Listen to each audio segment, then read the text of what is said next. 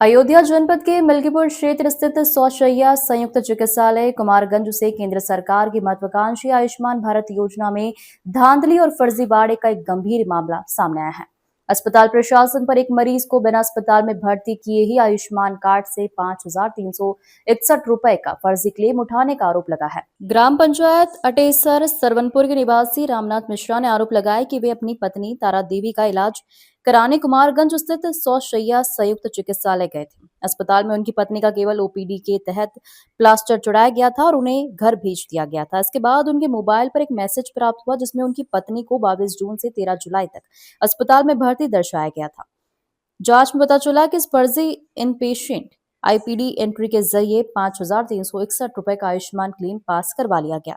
15 दिन बाद भी कार्रवाई नहीं, उठ रहे सवाल। पीड़ित परिवार द्वारा इस मामले की शिकायत स्वास्थ्य विभाग के अधिकारियों से किए हुए 15 दिन से अधिक का समय बीत चुका है, लेकिन अभी तक दोषियों पर कोई प्रशासनिक कार्रवाई नहीं की गई है।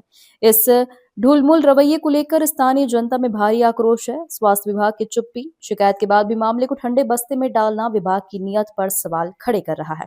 क्षेत्र के जनप्रतिनिधियों और जिम्मेदार अधिकारियों की खामोशी से प्रतीत होता है कि वे इस तरह की वित्तीय अनियमितताओं पर आंखें मूंदे हुए हैं।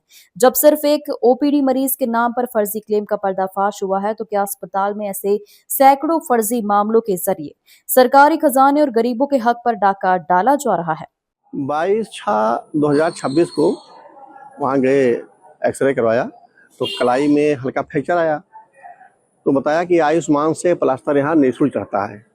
तो आयुष्मान कार्ड हमारा भी हमारे घर में सबका बना हुआ है, ले गए आयुष्मान से पर्ची कटवाया, फिर प्लास्टर कच्चा चढ़वा करके तुरंत घर भेज दिया।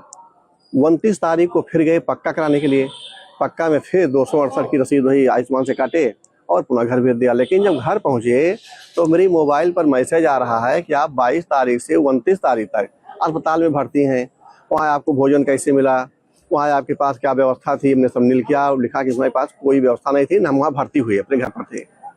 29 तारीख को जब हम फिर घर आए हैं तो 13 तारीख को मेरी मोबाइल पर 13/7 को मैसेज आता है कि 29 तारीख से 13/7 तक 15 दिन आप हमारे यहाँ फिर भर्ती हैं, जबकि हम 29/6 से 13/7 तक अस्पताल का मुँह ही नहीं देखे, वहाँ गए ही नहीं। लेकिन 29/6 13/7 तक भर्ती जा करके फिर वही प्रक्रिया। इस संबंध में हमने सीएमओ के यहाँ, मुख्यमंत्री पोर्टल पर, जिलाधिकारी पोर्टल पर और 1076 पर शिकायत करके इसकी जांच की और कार्रवाई की मांग किया।